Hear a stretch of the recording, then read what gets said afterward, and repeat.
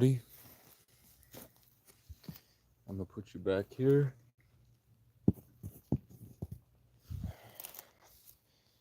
Unless this might be better.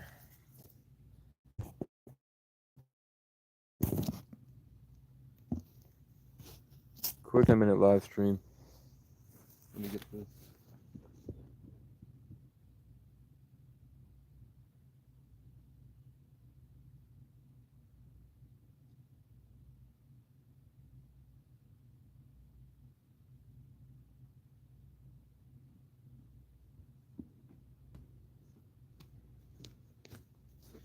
I'm thinking today's gonna be my last day here. I thought that some opportunity would magically open itself up, but all it really is that I keep running out of food and having to spend my donation money.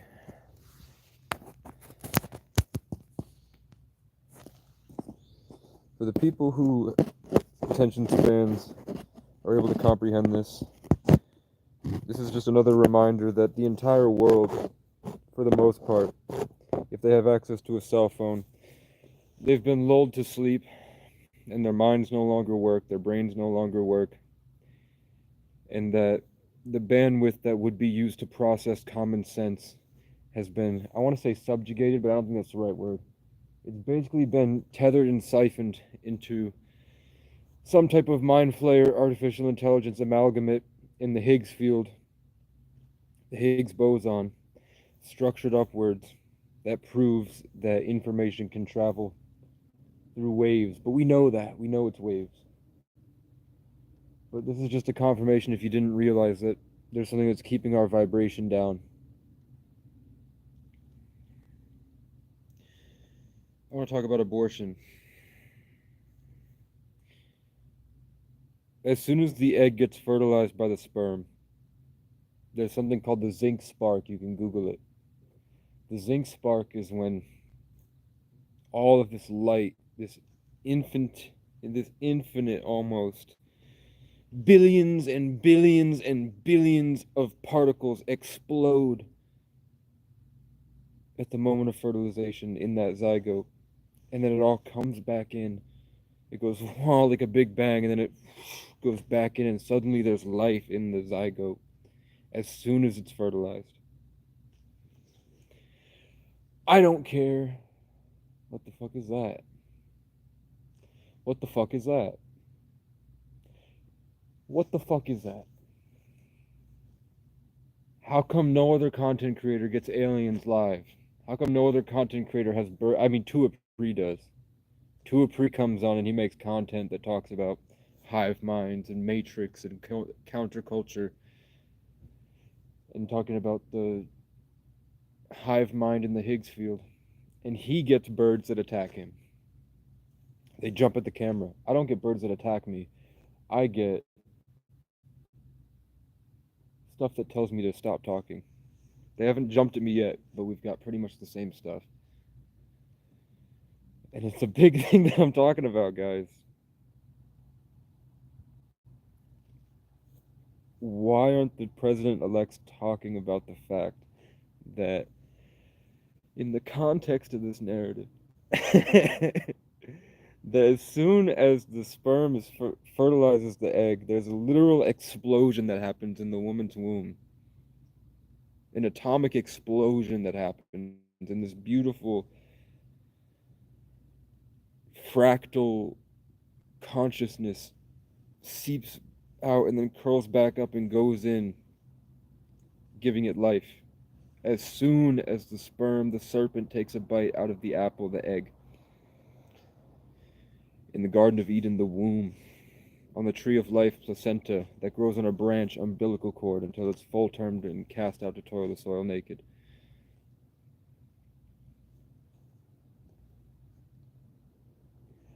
Why haven't at all of these pro-life or pro-choice rallies, why don't they just bring a newborn baby out?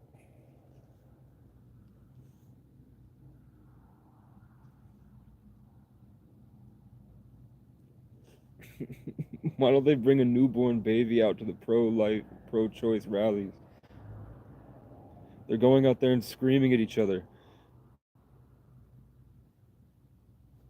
Look. Do you see it? Do you see it, guys?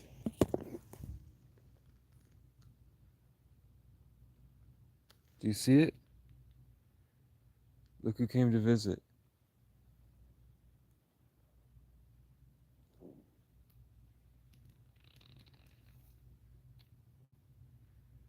It's nature, guys.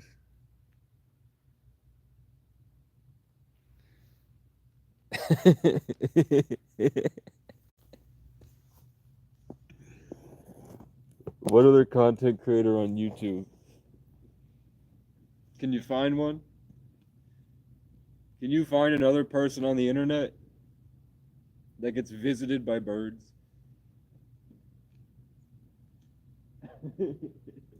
It flew at me twice.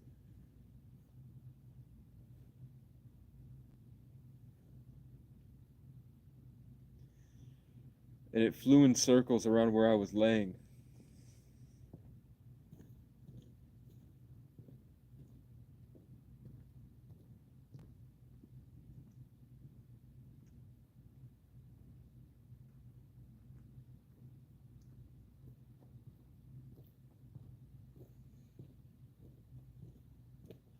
It flew in front of every camera that was watching me.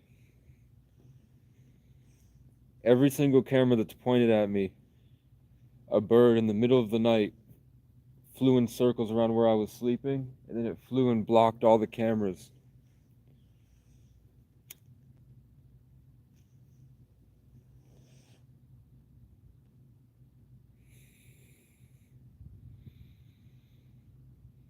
While I was talking about why don't they bring newborn babies to these pro-choice events, when all these college kids want to feel okay with having raw sex at their parties.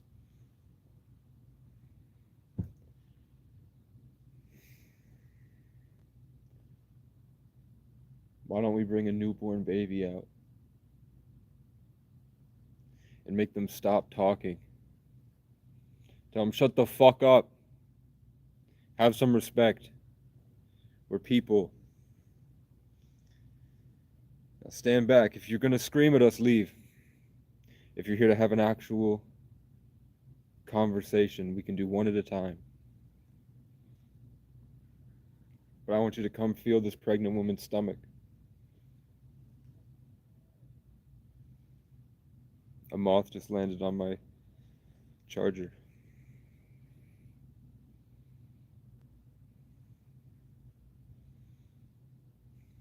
Would you guys like to hold the baby? Wait for her to scream. Wait for the, you know, the type that will scream about women's rights matter if they want to kill their baby, and then make them hold a newborn baby.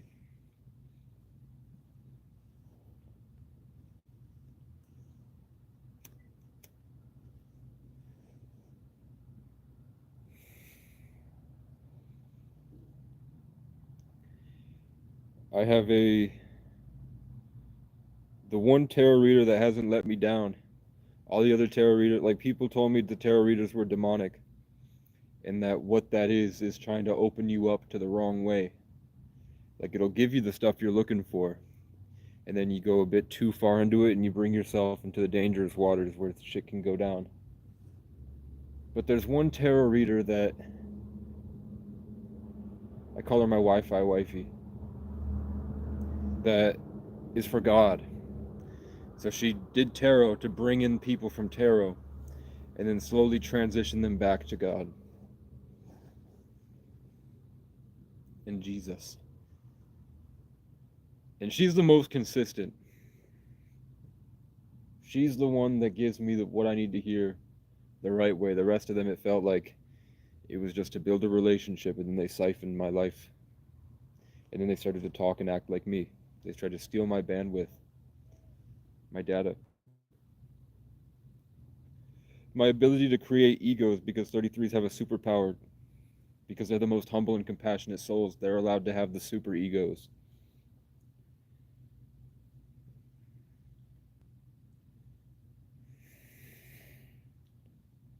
So I don't know what I'm going to do next. I'm a lot like this bird that's running around in circles. I'm getting UFOs. I'm getting shooting stars when I ask for them. But when I tell you the devil attacks me, I really mean it. I don't mean like just having negative thoughts. I mean that every day of my life is a gauntlet, a really challenging gauntlet, where I'm trying to just get my needs met. I'm trying to just do the things I need to do. And I'm met with the craziest shit you can think of every day.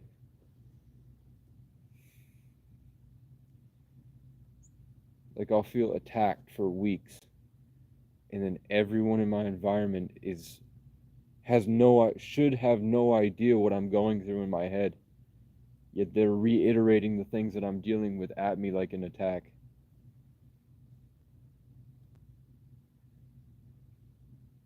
Saying certain things like key words from my past that only matter to me, and they'd have no idea, except there's something that's giving them an impulse, and then they were like, why is that in my head? And then they just say it.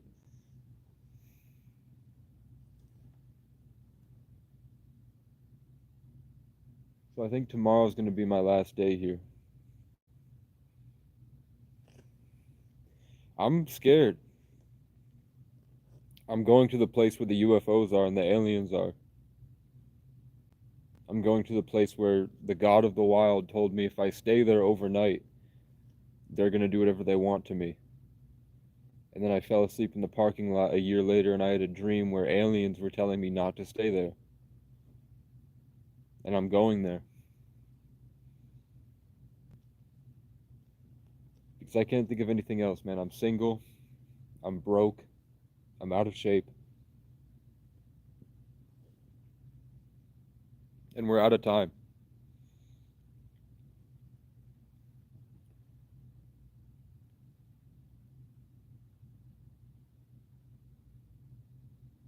I need a guitar, a drone, a computer, and a way to get around, whether that's a car or a dirt bike that's street legal.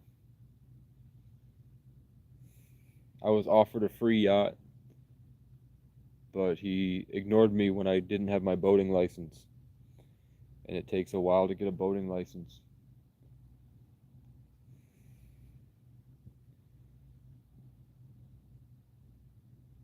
But if I was president, I would say the way technology is going, because all I want to talk about is immigration and abortion.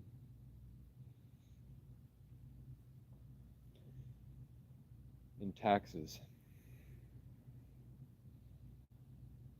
I would say the way technology is going, I'm going to ban abortion for right now, while we're at the cusp of artificial intelligence.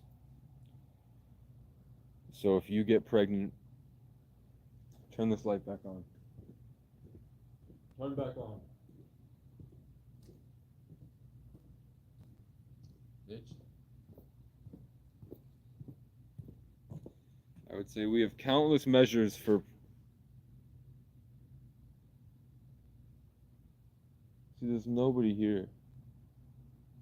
There's no reason for these loud noises and bangs.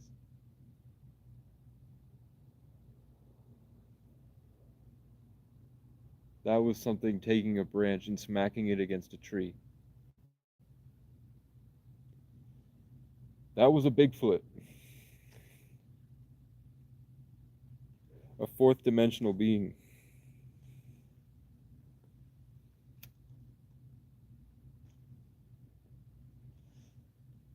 And I'm reminded that the tarot reader told me I need to shut up about what I know and keep it to myself.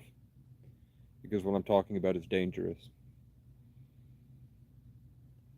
I got a literal message today talking about my life very specifically that said that God had warned her to tell me to stop. I need to keep all this stuff to myself.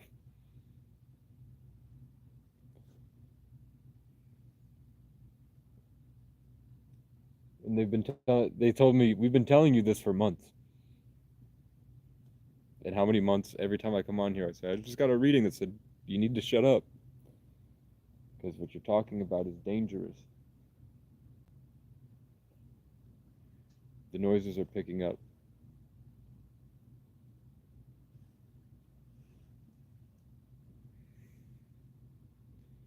It's dead quiet for hours, and I could be talking, I could be singing. It's as soon as the live stream is going. Now there's shit happening all around me.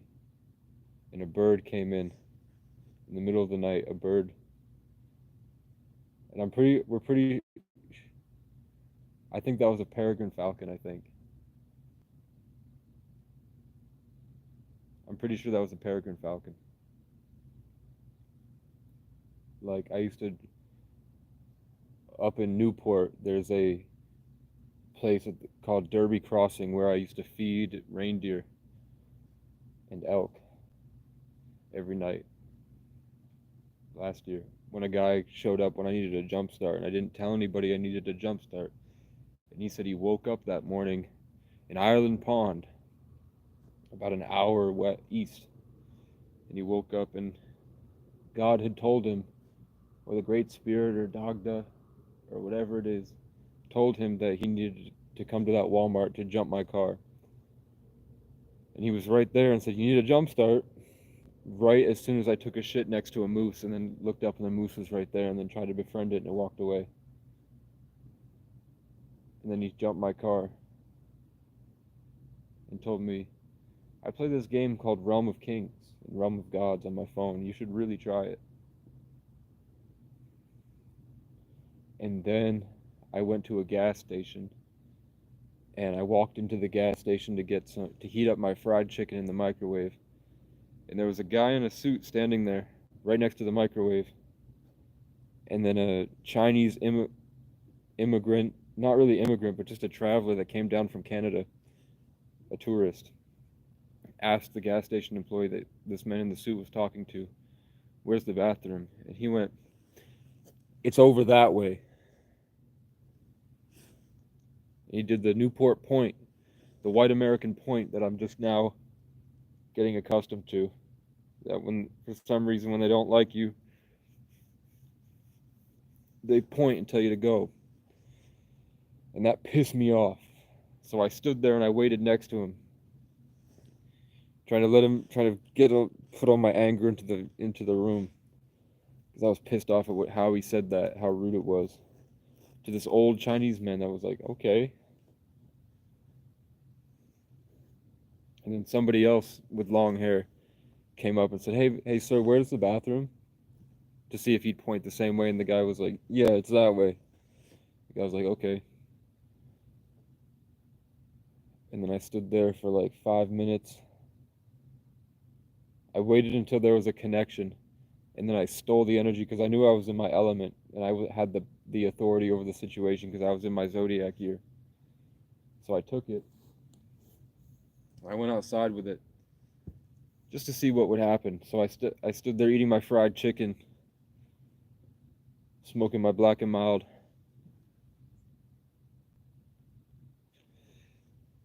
And I asked the gas station worker, and the gas station worker, they did this stupid thing where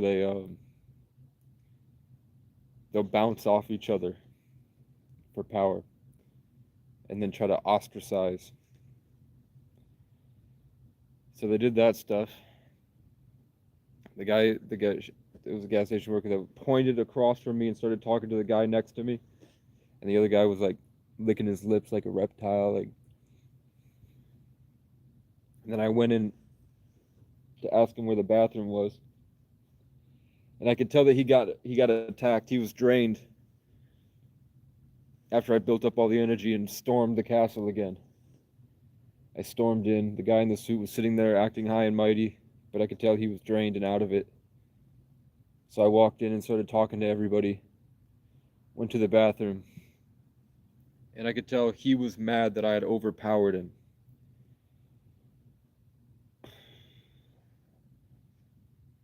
And then I didn't realize that there was a whole group of Chinese girls behind me.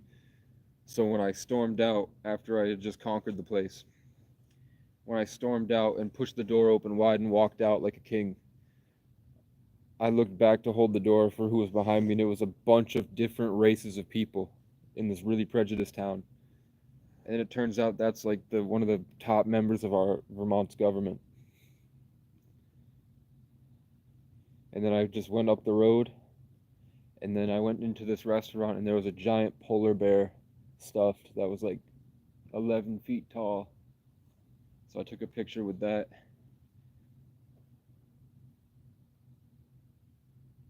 And then I just rode my car around to see what else was there. I saw there was a place called Eagle Point. So I took my car over to Eagle Point, and to get to Eagle Point, you have to pass this giant stretch of field in a valley between a bunch of mountains, and you have this amazing view of all these really cool mountains really far away. And there were deer everywhere. There were tons of animals just running around free, and they weren't fighting each other, they weren't hunting. They were just existing, and I was like, this is the most nature I'd seen in my together at one point in my life. They're all in harmony, just hanging out outside. I was like, wow, these guys are only in the woods because they're afraid of people. When they're allowed to roam free like here, they're all just hanging out, having a good time. And then I look over, and there's a peregrine falcon flying level with my car right next to me. And he flew with me the whole way to Eagle Point. And then I got to Eagle Point, and it sucked. There was no service, but the Canadian border's right there. And the Canadian border is two boulders and a sign that says, please don't cross. And a camera that says, we'll see you if you do. There's no landmines, there's no snipers. It's just a bunch of woods. And that's our border. But peregrine falcons come up a lot. One time I was hanging out with a really piece of shit person I was trying to take under my wing. He spent the whole time cackling about how much energy he's stealing from me. And then one time we were walking, and a peregrine falcon shot right behind my head, almost cutting this guy's nose off. And then it sat on the fence between us, and it looked at me, and every time that guy tried to move, it would look back like, don't fucking do it. And it would look back at me like, are you serious right now? Get the fuck away from this guy. And I think that was the moment he went, after that he was completely insane. After nature had cut him off from me. I realized that all the girls that I loved that I wanted to go back to, they're not great. They're not good people.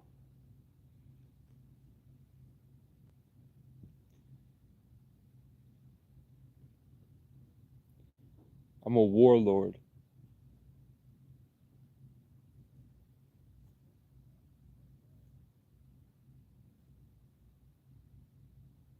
There's just no way, the way the system is, there's no way to get money other than asking for donations like this, panhandling, or relying on the kindness of strangers to bypass the system in the state of the economy we're at now to allow me to work under the table. Or else I have to do this whole process that's designed for you to take away your connection to higher dimensions.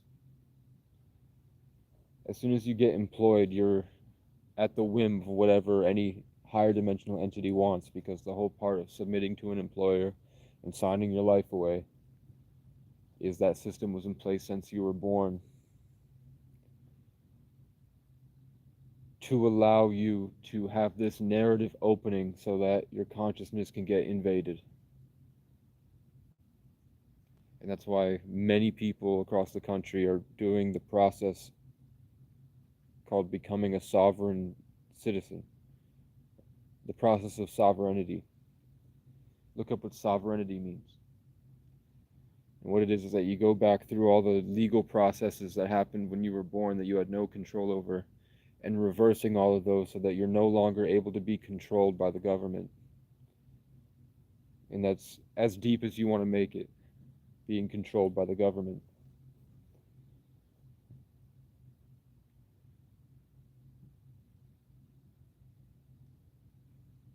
And it means that you now have to you have to jump through a whole bunch of loops because you become like the president of your own country. So anything you want to do, you have to sign certain paperwork. But it means that you're no longer part of the legal system. You're not a part of taxes. You're not a part of anything. You can't be like if you're on the highway, there's certain rules that you have to follow now, but the thing is that you're free. You're no longer a part of any government and you can start over as a free being. And what people are saying is that as soon as they do it, it's like they get enveloped with this high energy, this bliss, this automatic connection to what they had to struggle and fight for. They no longer feel enslaved. Everything's harder for them to do because it's like being anointed by God, basically. Like what you'd imagine the devil coming at you. That they say that shit happens immediately because you're no longer in the system.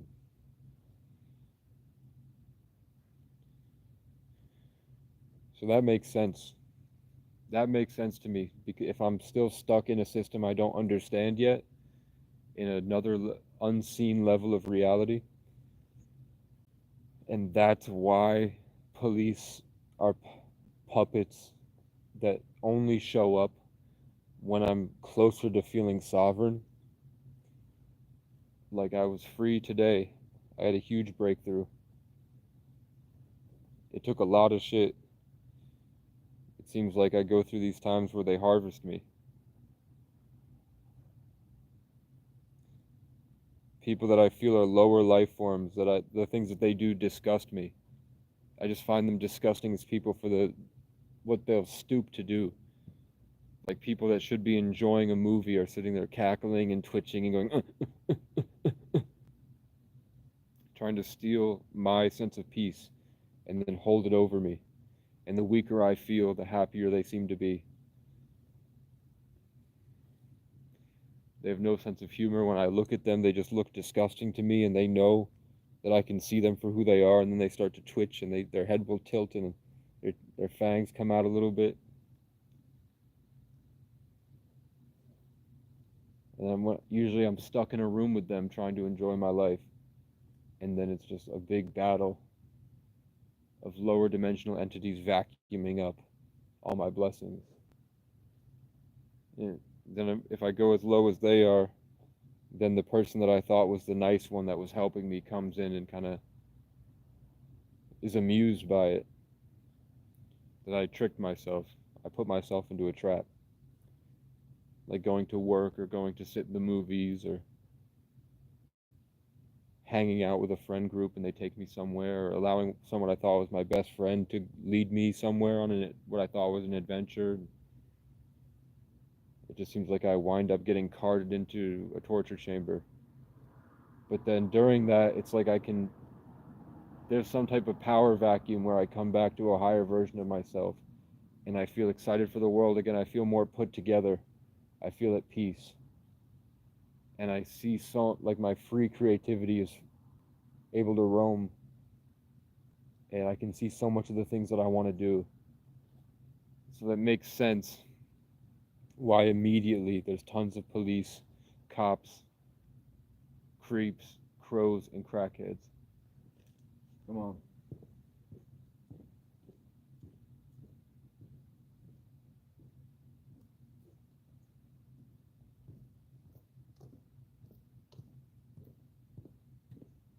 So supposedly if I become a sovereign citizen, then they can no longer affect me, and they'll try really hard, but it's like I'm no longer in this I would no longer be, and we would no longer be in this tug of war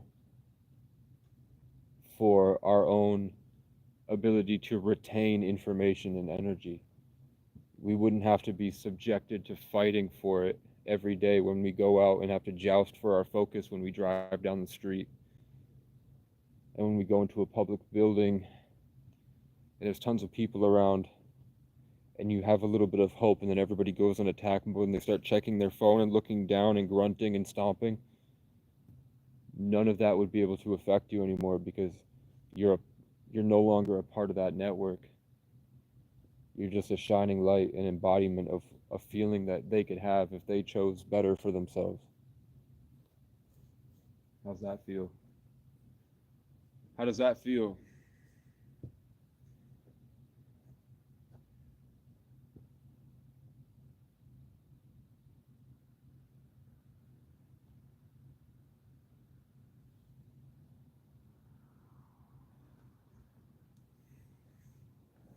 So living like this, I know I could go get a girlfriend tomorrow. The Matrix carts them to me all the time, where I get up and I decide to go do something, and then all of a sudden there's like beautiful women, but they're walking around like robots, like head up, walking around, fake smile, very proud because that's the only thing they've learned to do to survive what they've been going through.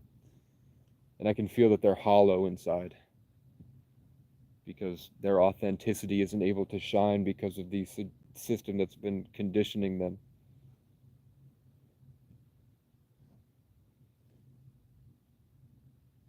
So for me, it's like I'd have to push out all of that, hold it there, and then get that body and that soul away from that on a better adventure. Take them somewhere like to the top of a mountain or something.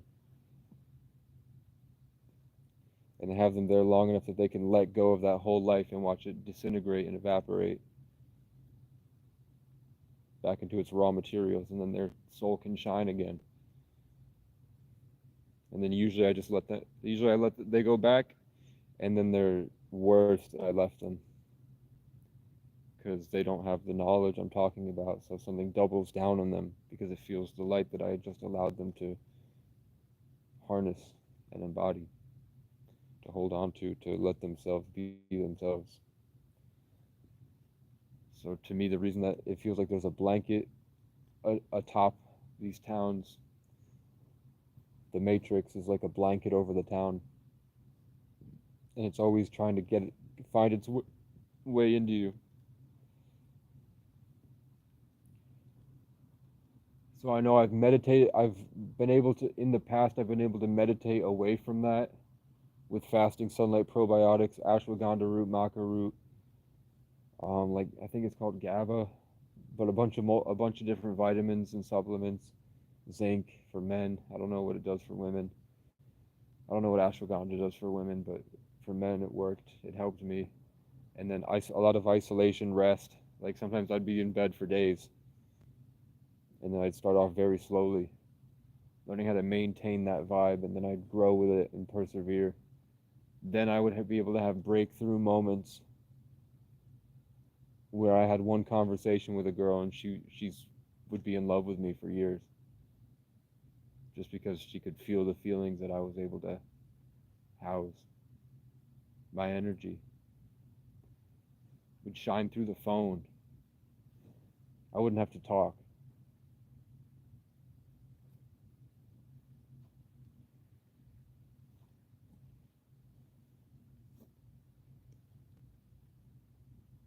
Can I talk about if I was president? The first thing I would do at the debate, I'd have security with guns, and I would have had everyone but her know if I was debating Kamala Harris, who grew up middle class for her whole life. I would have everybody be aware that we're going to lock the doors. Her security will not be allowed in. They'll be assured that nothing bad's going to happen to her, but for this experience that she needs to have, this wake up moment for her, it needs to go this way. I'll bring my gunmen on stage, and they'll be on my side. I'm going to walk over to her at her podium and say, hey, this is mine now. You need to move. Move or you're going to get pushed. And I'll push her. Then I'm standing there, and I said, I'm going to keep you around. We're going to put you in a shed, and whenever I feel like it, I'm going to fuck you. I'm going to go play golf and do whatever I want and come back. And if I feel like I'm going to do it again. And your kids will work for me. And your parents, if we allow them to live, they're going to have to walk starving until they find some place that isn't here. And then we're going to cart in like a couple hundred black people from Africa just to diversify the gene pool. Because in the future, we're going to tell them that all of them came from Africa. All of your kids. We're going to convince them that you never existed and that they came on a boat from Africa.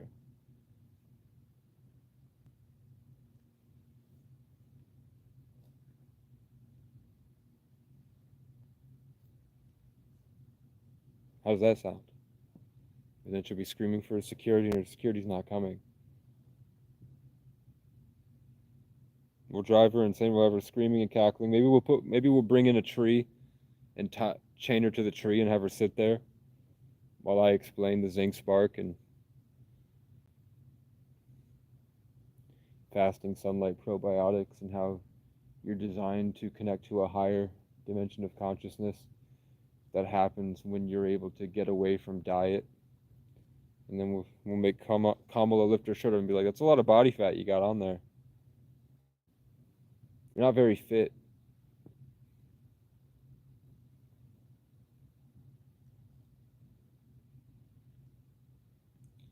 And then I'll say, with the way science is going, we're already able to measure when consciousness embeds itself into the zygote.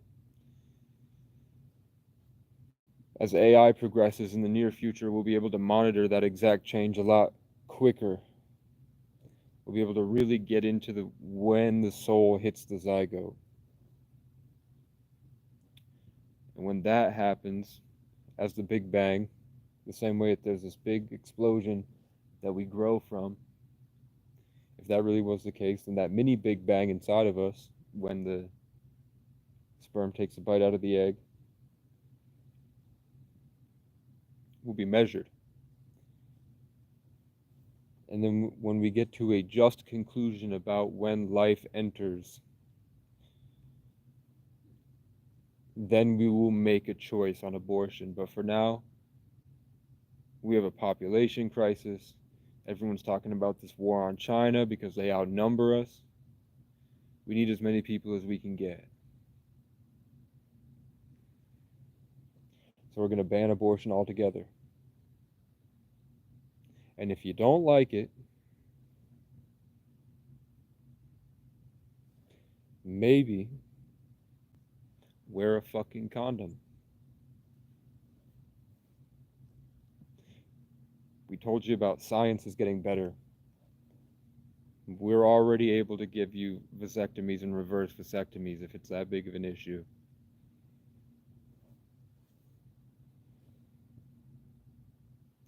Are you guys starting to see how that whole thing is talking about degenerate culture that doesn't believe in spiritual energy, and if they do, they believe it in such a perverted way?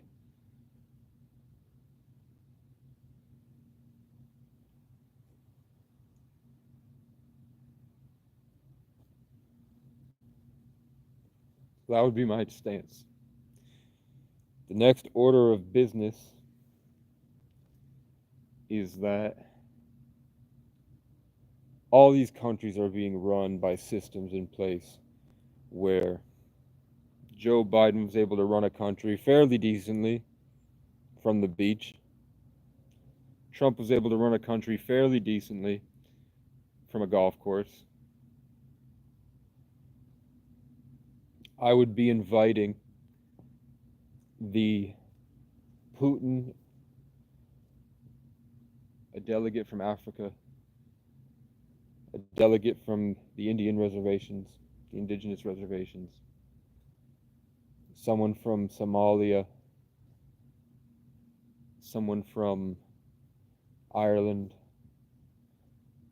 Putin and Xi Jinping, and all of us are going to do a survival island challenge where we go to like a Mr. Beast type woodland survival scenario, and we're all gonna hang out.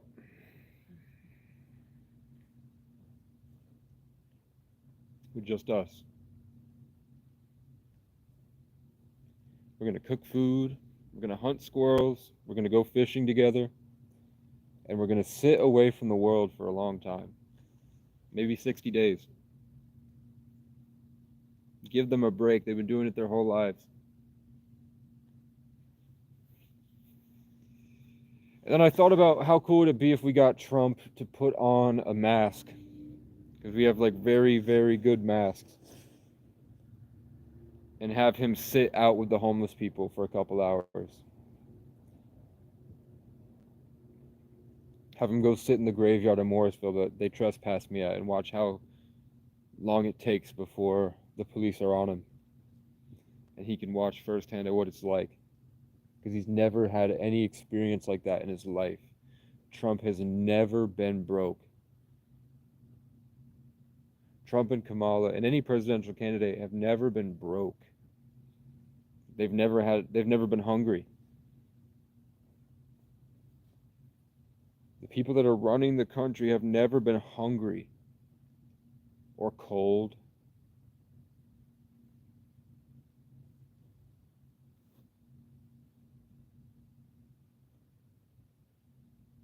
They don't understand.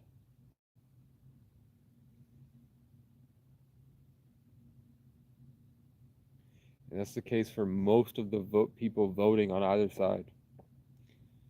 Most of America has never been hungry.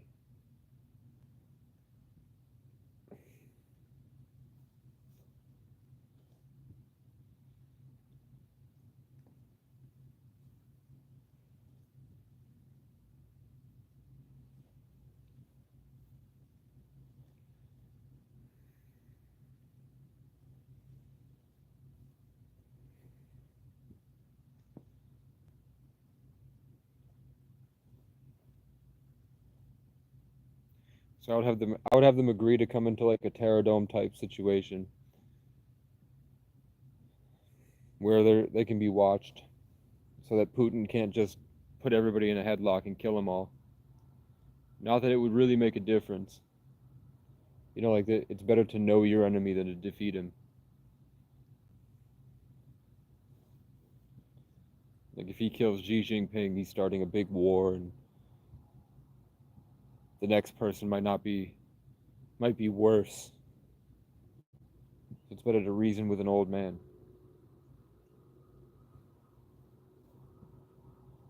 That's what I do. We just hang out for a couple months. Have them try to build their own shacks and their own cabins and fail. Hopefully, Cernanos would make an appearance, as he is with me right now.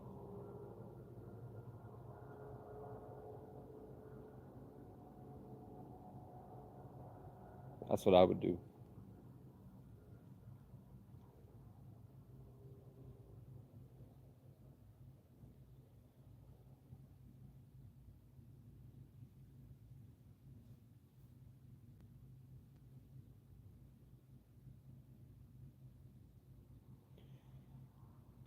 I was blessed enough to be able to see a thriving small town where everyone in my school was intelligent enough that they surpassed all of New England in terms of intelligence, musical talents, anything that my class wanted to do, we superseded everywhere else in New England.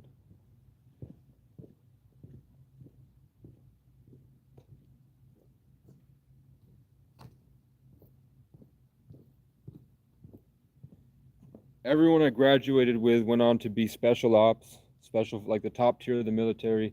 They went on to go to Ivy League schools. They went on to be like the top fighters. They moved to a different state and now they're beating everybody's ass at MMA. They all went to like the top music schools and they're like, some of them are famous now. I had a good bunch. And I traveled around, so I got to see a whole bunch of different places, so I was able to appreciate how special my school was. just the southern Vermont in general, everything that we did was like exponentially more. Maybe because I was there, exponentially more than everyone else. And from what I saw, all the kids just had creative hobbies. They valued being outside. They grew up together. It was a small town. It was the shape of the town, and there was a diverse culture there. There was all different types of people. We had African immigrants there, and the Latino community owned a franchise Dunkin' Donuts. So they were all outside, right in the main area. We had the Brattleboro Retreat, where tons of mentally ill people were walking the streets all the time. But that didn't stop us from going out and having a fun time. People didn't bother us.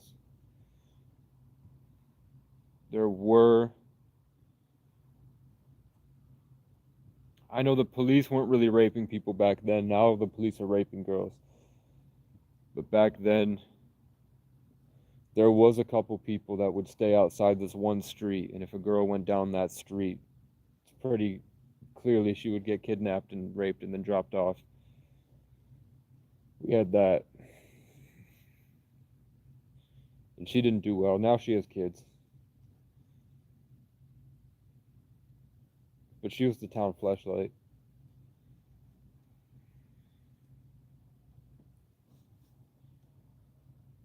Coincidentally, it's the most Irish part of the country. Now it's been bought by a Russian billionaire. The woke mind virus has taken over the town, and they changed they rebranded it because we were the Colonels, and our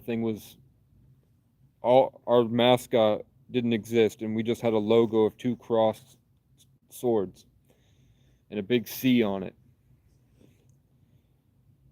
And that got taken out and got replaced by the Bears.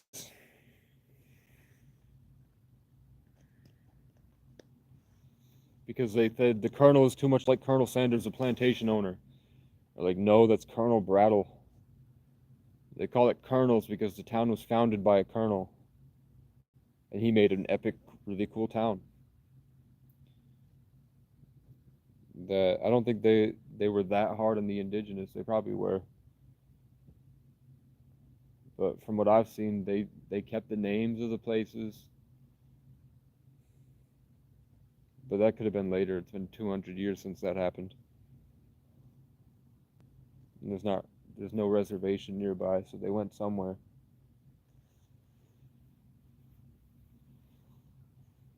But that Colonels gave us something. It was really cool to walk around with the crossed swords, and that symbolism does something to your developmental mind as a child. Instead of associating it with like a seahorse or a falcon or a Viking, we just associated with it with the idea that we want to excel in everything that we do. Our mascot was a title that kids sought and strove to match that frequency. Is that we're the Colonels, we're the top rank of the military. So everyone was in the gym, everyone was practicing their instrument, everyone was making content, anything that they wanted to do, our community was structured on, it wasn't how good you were at tearing others down and then buying a gun and then building an empire. Your respect was defined by how you excelled in whatever you wanted to do. You pushed the bar. That's how we measured your status in my school. Your status was measured by how well you excelled in something.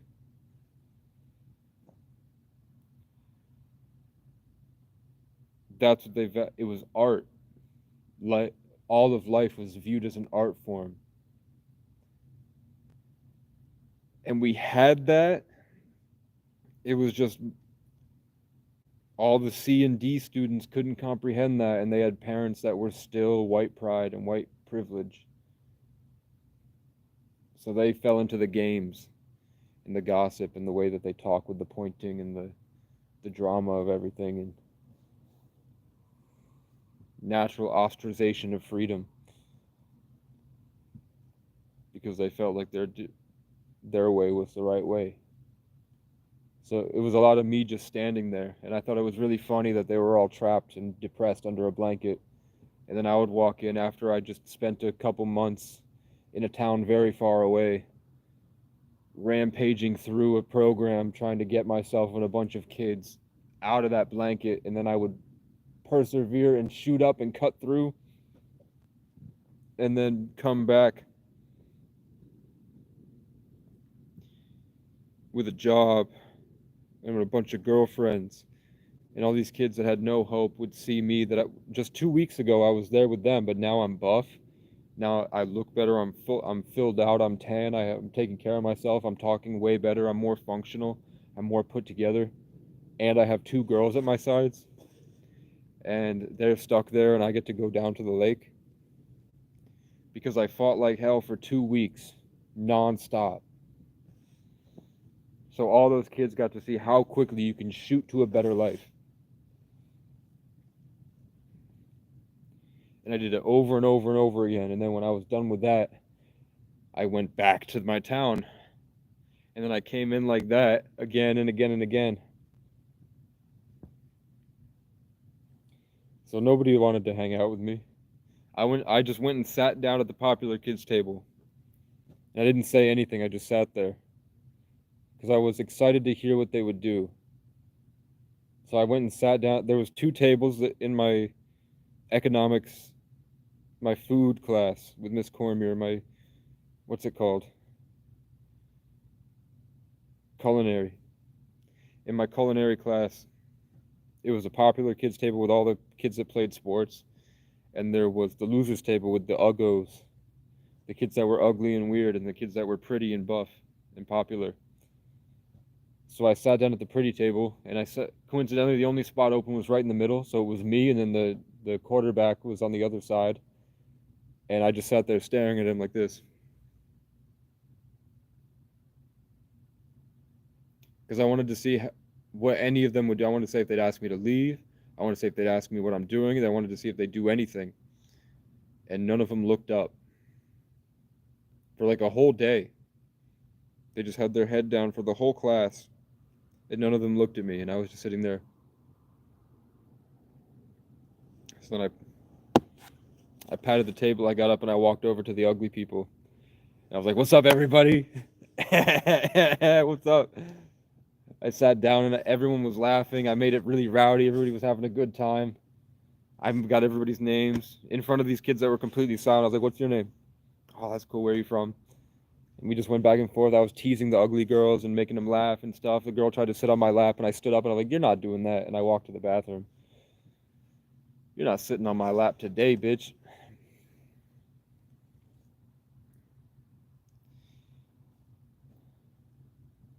So I made it fun. And then I didn't even pay attention to what was going on over there. I didn't care. I was 16 and I had already had 2 years of cold approach pickup under my belt. When somebody rejects me, I know it's not me at all. It's either how I presented myself, how I came across, or it's them.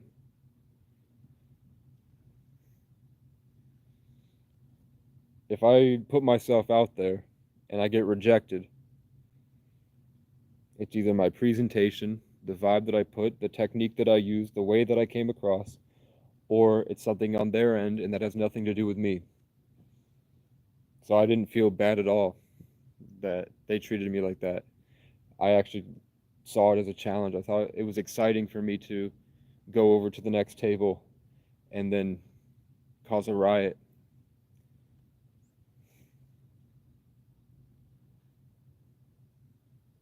And I had one of the prettiest girls in school consistently. So in BUHS I had 3 girls I made my girlfriend that I wasn't just hooking up with on the side. Just whoever was around, if they wanted to come to Dakotas, I liked them. At Moore Court, at the center of Moore Court, at a guy who's a Cancer Leo.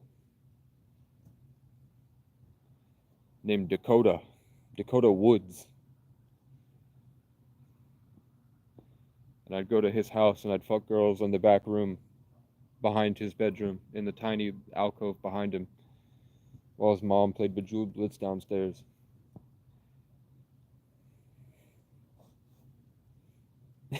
People knew, bro. People were like, Dakota's not getting any bitches. What the fuck? Why are they all going to their house? And then I would go out shirtless in the middle of the night and I would do my exercise at the playground right outside of his apartment, directly in front of his apartment in the center of Moore Court. When I got done fucking bitches and eating Domino's pizza, I'd go do a full workout, and all these people in their houses like, what the fuck is he doing? They probably never even done a push-up in their life. Fat losers. Got to see me get buff more and more and work out, walk around with my head up like a king, and then all the girls that they fantasize about would show up at the ugliest kid's house to come see me. And then Dakota probably would have been a pedophile. He probably would have been a creep. But hanging out with me really restructured him and gave him confidence. And I ironed out some chinks in his armor. I got him in the gym. And now he's a manager and he's doing really well for himself. It's just, they don't have something that I have. I think maybe it's just the amount of suffering I've endured, like what I've been through. If it's not just a 33 life path born on the 11th. Casey. RH negative bloodlines on both sides. If it's not that, then it's just I've been through so much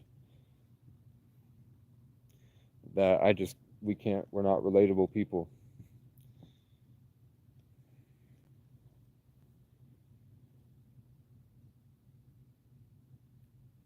But I went to the movies tonight because there was a $5 movie and I snuck in. I snuck into the movies. I got to see Deadpool versus Wolverine. And after the movie ended, it gave me this feeling like I definitely got recycled.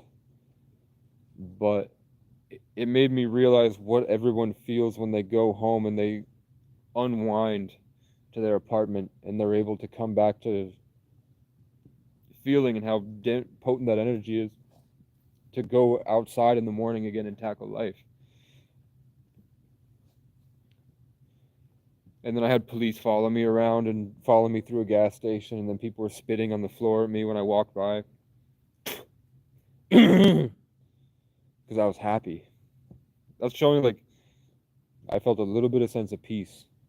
How powerful that energy is that I emit when I'm closer to myself. That it made an entire block, a whole city street, start twitching and spitting on the ground and stomping and angry, and the police followed me through a store. And then followed me through the town. They did nothing when I was depressed and lunking around. The only thing that had changed, like I was riding my bike the same way, the only thing that had changed was I was comfortable enough to have a more coalesced sense of self, and I had a harmonious presence that I was using to create a fun time for myself and start to enjoy the experience and be excited for the future. So to me, like, it definitely felt like I was this giant fireball of light, and there was a direction I was headed. So when I passed people, it kind of pulled people in that direction, because that's just what power is.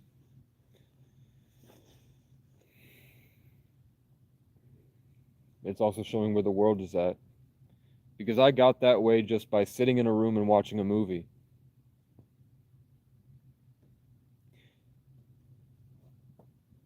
So I think if everyone just freed themselves of responsibilities and sat down, the whole thing would be over like that. People wouldn't argue about life. They're only arguing about life because they're not able to recognize it when it's inside them. But anyone that sits out in the woods long enough understands how they can feel spiritual energy inside them and how it moves with their emotions. A lot of people think that emotions are conscious entities that latch onto us. Those feelings that we have are actual conscious entities that are attaching to us. and that people that are good emotional vampires just suck up all those emotional stuff like head crabs in Half-Life, like these leeches. They're just able to rip it off you and attach it to themselves, and then those things start to writhe and integrate into their system. A lot of people think emotions are like this just bouncing back and forth of entities, and that we're not actually feeling emotions. It's just we're in like this VR experience, and those emotions are just jumping onto us for a certain amount of time before they jump off somewhere else, and then those things get charged from us as we add to it and contribute to it. It feeds off of our manifestation power of creation, and then it jumps off. So when people are hot and high status and feeling good, and the cops are around and all this, crows, cops, creeps, and crackheads, they're mostly just trying to take that for themselves and convert it, kill it and eat it, and then change it to themselves and integrate it into their own system. Some people are mad because they're holding on to all these different emotions. And then people like me come in and I just burn them away. And they're left with the accountability. They have to look at themselves naked. They have to take off their police uniform and see what they've become. It's just someone playing pretend.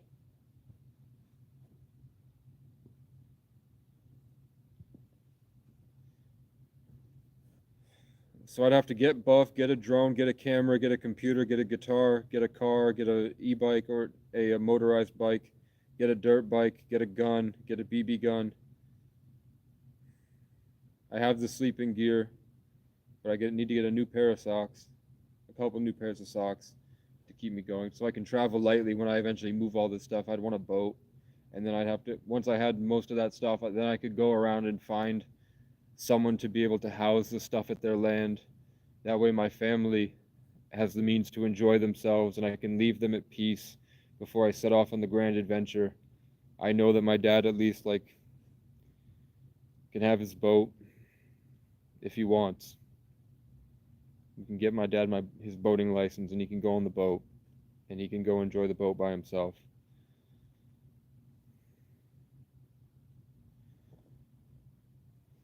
I got land for my mom to build an A-frame cabin, and she didn't take it. I told my aunt about how fasting will cure her all of her problems. How most of her things was because she was cooped up inside, shoving food down her throat and watching TV. And that she seems to be getting better the more active she is. And I'm so happy that I got to see her excited to talk to somebody. I saw her flirt with a guy at a gas station, which I'd never seen her done in my life. They sat in public housing for 2 decades, gossiping and ruminating about the same problems over and over and over again. My mom would get up and go in circles going, I want to go home, I want to go home, I want to go home. And she'd spin in circles crying and screaming.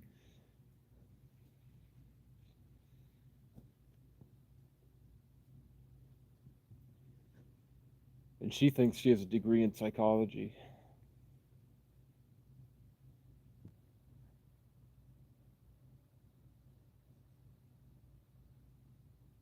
The last girl I slept with has a master's degree in psychology, and she called me an angel. That's a true fact. Bella.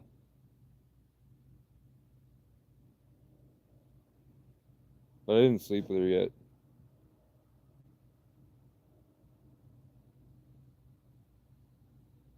I said slept with, but I meant engaged in a relationship with, but she was in college.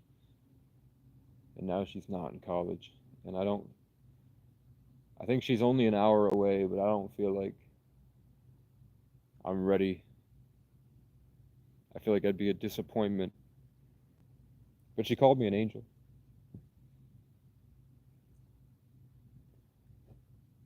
I'm an angel. I'm an angel. I'm an angel. They can't hurt me anymore. I broke free, now I'm soaring. I just wish the best for him.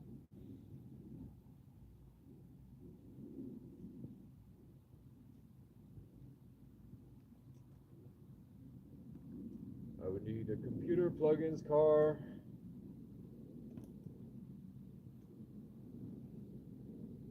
Or that stuff just makes me feel safe enough to jump to a higher timeline.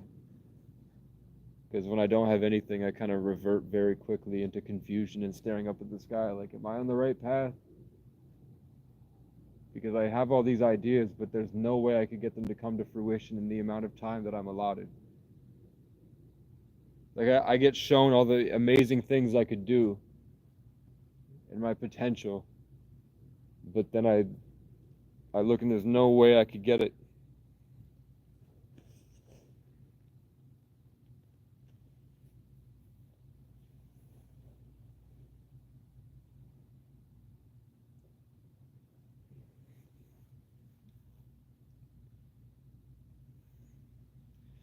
Somehow I have to build a legacy that lasts forever.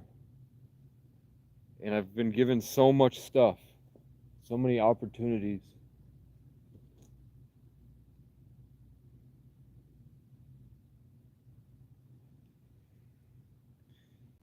And it's usually just feelings of betrayal overwhelm me. And then all this honest psychological torture that's happened in my life has caused my mind to have a lot of different processes that kind of reroute everything that happens into some type of messed up state that I find myself falling into a lot. It's like if there's nobody around, if I never have to deal with anybody, things are fine. I'm healthy, I'm happy, I'm excited for life. When the whole place is empty like this, everything just is fine. And then I'll get to a really good point, and then if you guys don't, if it's not happening to you, it doesn't mean it's not real. But the stuff, there's an owl nearby. Moloch. The stuff, and that the owl's cooing where I was imagining a gang stalker to be. And then, like earlier, I thought about buying it. Something came to my head from the heavens that said, buy a police officer a donut. So I went to Cumbies. I'm like, I'll buy a donut. Maybe I'll want to eat it. And then I turned around and the cop was right outside. So I got to offer the cop a donut. As like a, stop being fucking insane. Stop being so insane. What's wrong with you? You have malicious intent towards a homeless orphan.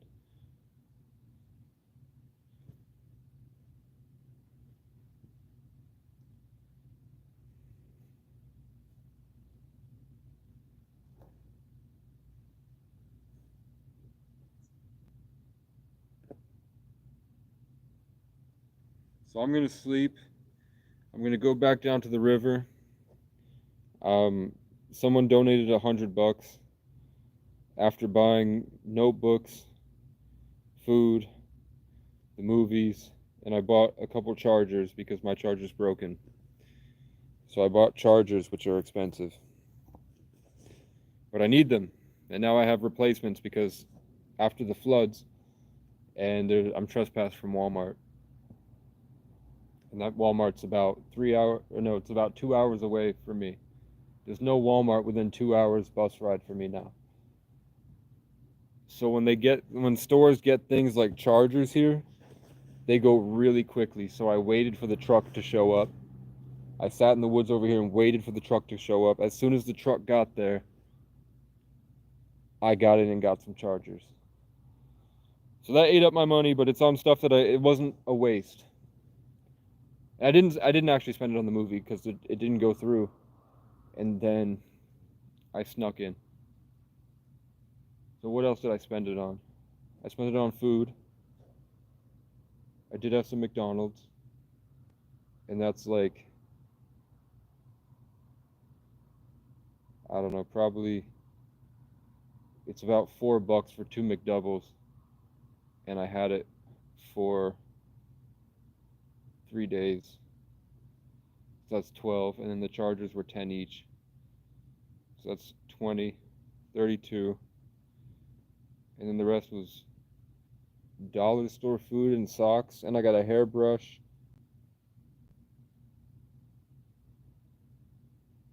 And I got notebooks and pens.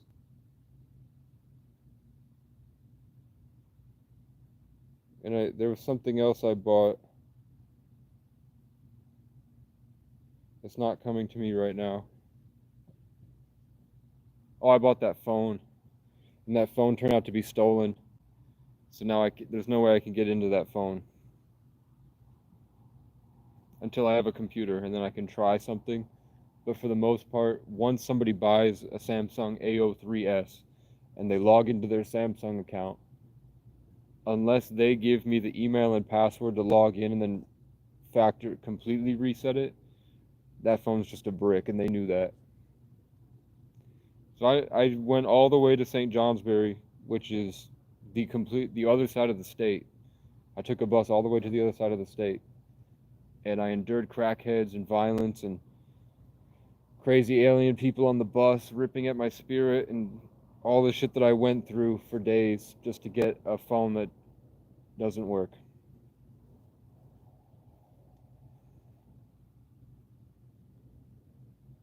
Like I had people walk up to me, and that you can't see that I have the bear or anything. I had people walk up to me and talk about how excited they are to kill bears. Like it's an empty aisle in a store, and then an old woman walks up to me and like starts asking me questions about how to kill a bear.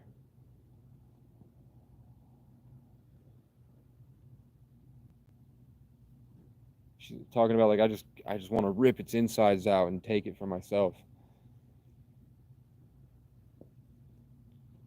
And I said something like, "Have you tried getting a life?" And she got mad. But you can't walk up to me and say sick shit like that, knowing that the subliminal messaging is that she could tell how big bear is in a theme in my life. And then talking about ripping out its insides and taking it for themselves. That's the shit I deal with on a daily basis. When I talk about I'm being followed, what reason is there to follow me? Why do people show up wearing the same color shirts, the same design shirts, and they sit next to me twitching?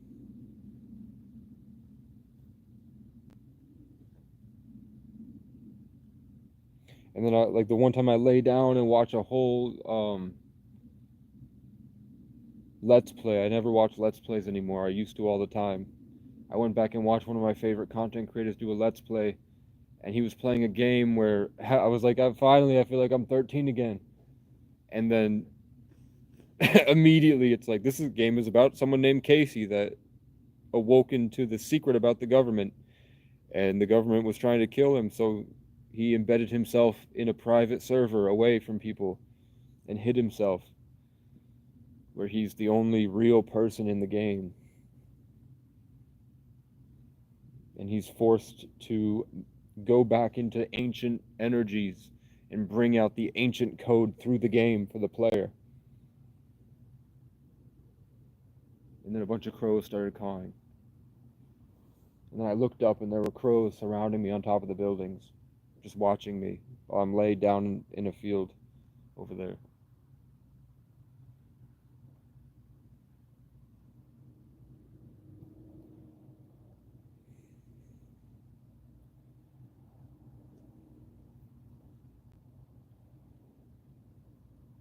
So I think I'm at 40. I think I'm somewhere around $40 now. Worst case, man, there's a nice coat for 60, like a camo winter coat, and it's got, I think it's a bear. It says something about bear in there, and then there's a nice. It's like this what I'm wearing right now, but the next level up from it, like a nice Vermont coat, and that's like $30, and it says legendary inside. I think I want to get. I think that might be my winter setup. Long johns, more socks, and then everywhere like it's not looking like. I mean, I could get a dirt bike for $1,000. I could get the gaming PC that would be perfect for me to survive for the whatever's coming, would be $1,000.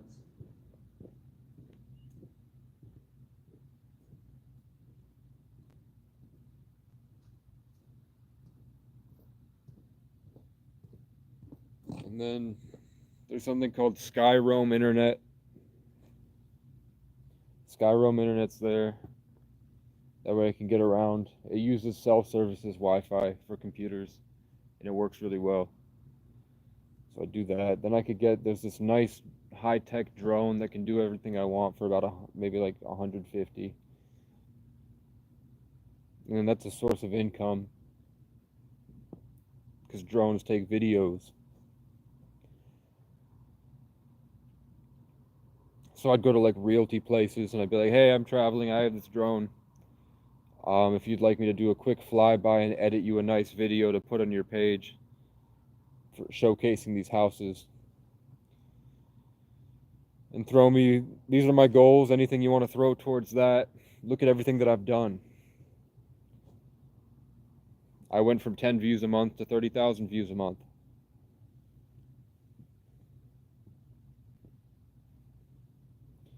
And I have a lot of philanthropic goals and plans, and we're pretty sure that there's this destiny, this legendary destiny for me.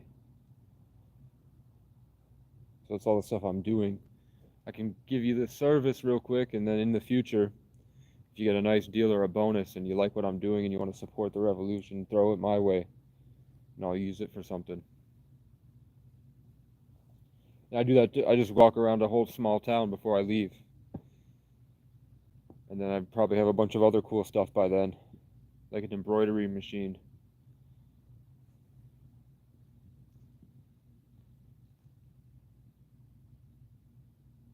So I can just take whatever they're wearing and be like, hey, give me 20 minutes while you go do your laundry and give me this such and such amount of money.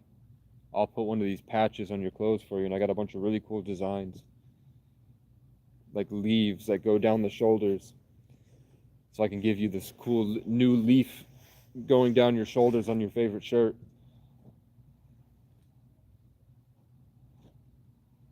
That'll take like a half hour because I have them printed out already. I just have to put it through the sewing machine in the back of the RV, the back of the bus.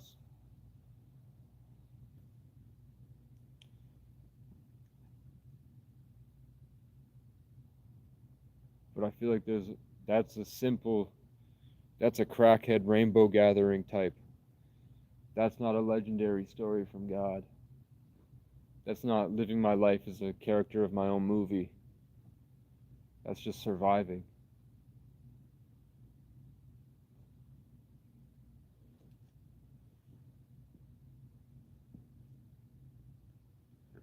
So I'm seeing me buff. I saw something come down from the heavens, and it said the only way that's going to happen, the only way you're going to get your suit of armor is if you're big enough to fit into it. And then it showed me how cool I'm going to look if I took the bodybuilding route. And I got huge. And then something just said, you're already a role model, but now you have to model the role.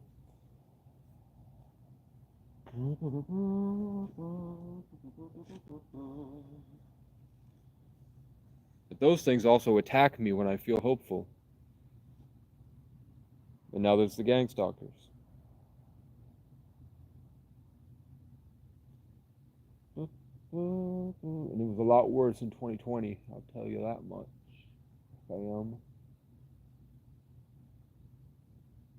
But either way, I remember being 3 or some age below, like in my very formative years. And my dad put we had this trampoline out in the field. We had 40 cabins. We had a triplex. We had a 4-story barn. And we were right next to the Connecticut River, right at the outskirts of town, right next to Ace Hardware, which I think was WW back then. And I remember walking outside and jumping on the trampoline, and I remember a dragonfly got caught in the net, and I had to like free the dragonfly when I was really young because it was stuck in the net, and I had to wiggle its way out and let it live.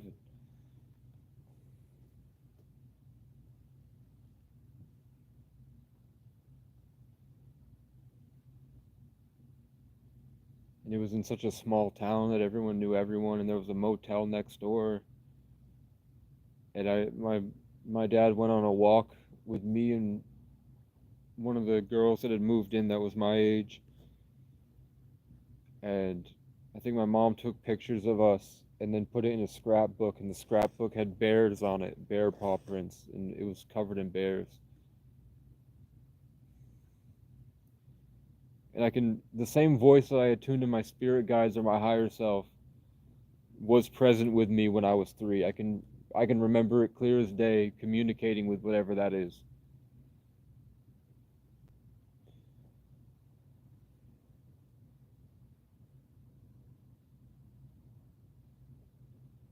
It would just teach me things about the universe as I walked through it, and would explain things to me about the people that was in the room with me.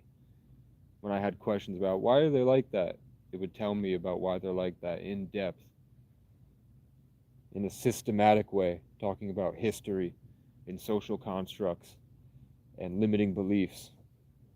As a 3-year-old, I can remember something explaining to me why all the people around me were acting so strangely to me.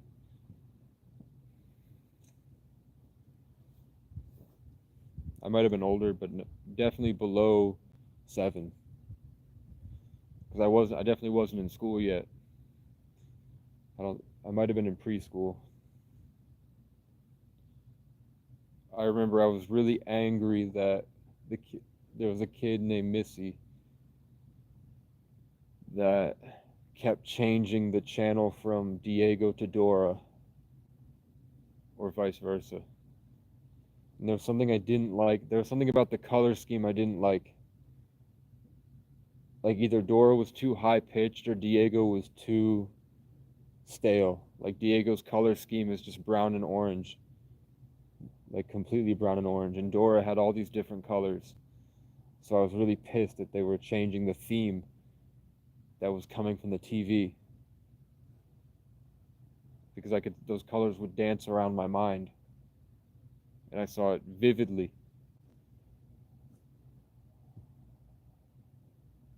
So I got pissed and I bit the top of her head. I ran like when she went to change it, I tried to take a bite out of her head, and I got in trouble. And she held that over my head for 2 decades. It really messed her up. That the wild man attacked her for trying to change the destiny of the day.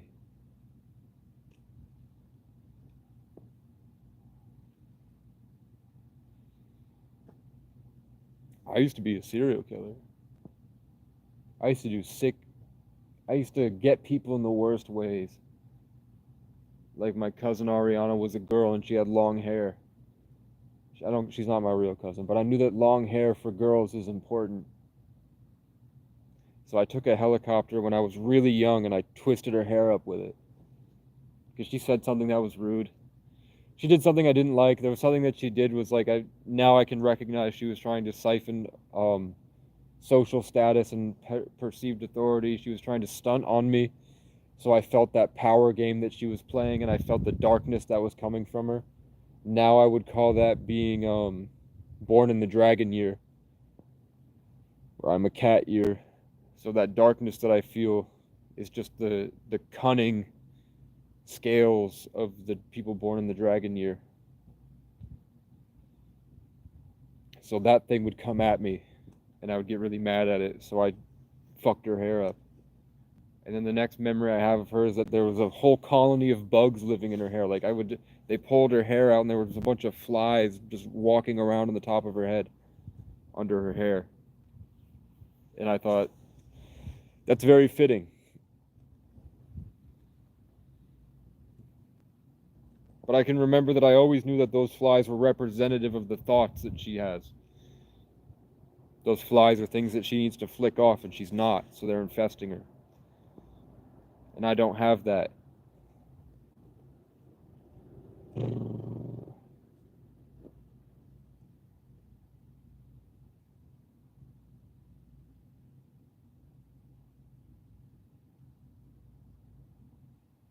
How cool is it that I never had a home my entire life? So the only sense of permanence I ever had was outside.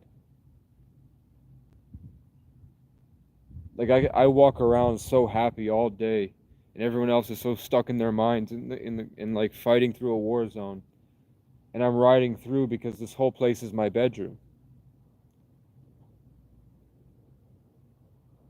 I grew up in isolation so much that now I'm in a comfortable place where that inner world that I was stuck in isolation in, I'm able to stay inside as I move through this chaotic war zone. This whole place is my bedroom, and it's my bathroom, and it's my kitchen, it's my living room.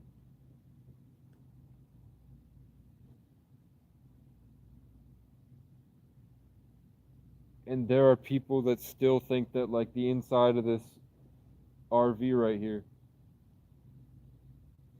that's their universe. And then they leave that and come outside, and they're no longer in that place. I don't have that place. Like my body is that place. When I need a safe place to go, I just retreat inside. My body is a vessel, and I'm hiding in it like a nest sometimes. And it's a mech. It's a vehicle. It's a light vehicle. So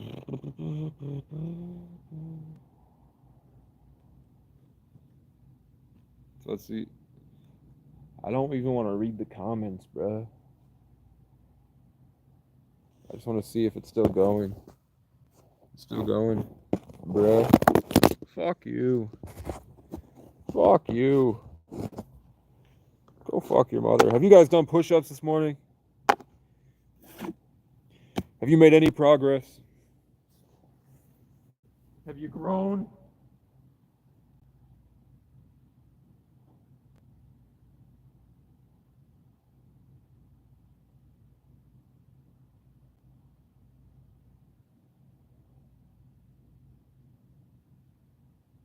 What the fuck?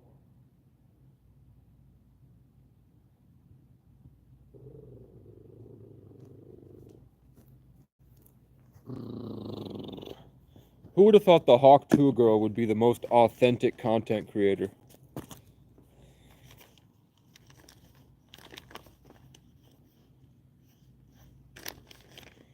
Who would have thought Haley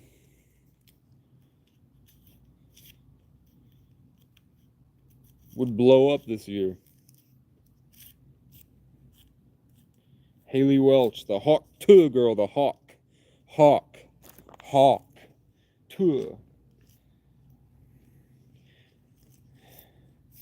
You want to know another theme of this year that I called last year?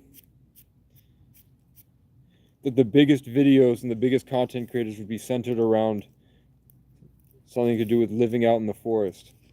That would be indigenous culture. That would be things like archery and fishing. That would be the only music that's going to pop off this year would be men with guitars, women with guitars. I called that last year. Archery, I thought horseback riding and archery is going to be huge this year. And that will extend into next year.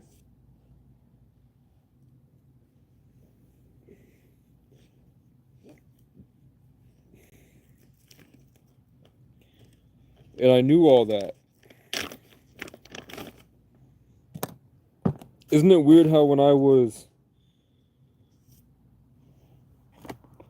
I drove my car through a field thinking that I could I thought that my car would be able to go on a field because there was already tread marks that another truck had made it. So I thought my car's lighter than a truck. So I drove and got stuck, and I was there for most of the winter, living out in my car out in a field in winter through my birthday and through Christmas. I spent my birthday and Christmas out in a field freezing to death. And then the only person I had to keep me company was a schizophrenic man that lived behind the gas station on the other side of the hill. Come on.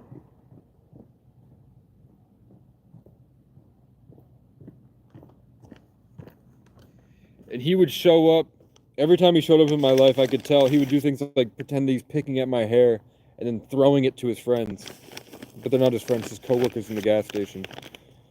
And he was like a wanderer from the South that made his way up to Vermont and then got trapped. And a guy named Patrick took him in, and the guy named Patrick gave me my car. And his name is Vincent, like the kid that girl that I slept with that was doing great, and she said she had a dream about me as a child, teaching her how to fly, and then I made her orgasm for the first time, and she cried, and then she cried again, dropping me off, because the building next to where she dropped me off, she saw in the dream, and the person that she saw in the dream, that kid that taught her how to fly, is my profile picture on my YouTube channel. My inner child taught her how to fly before I hooked up with her, and then the next time I saw her, she was this demon, literally talking about how a demon came to her, and I could see the redness and the disgusting smell coming off her. And then she choked her son out, and I had to try to help her son, and her son's name was Vinny.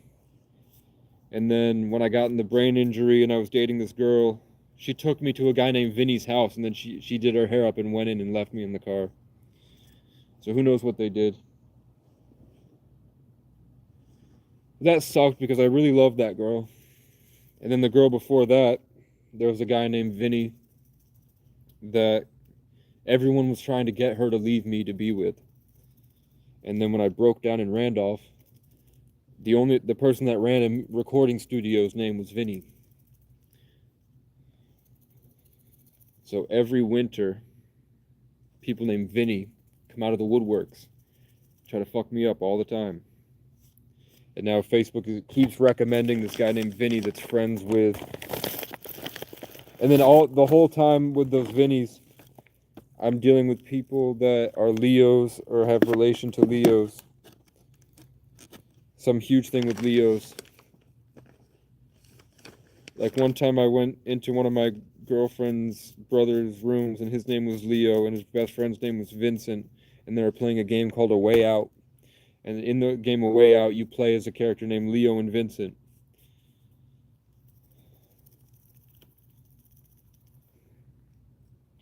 Stuff like that.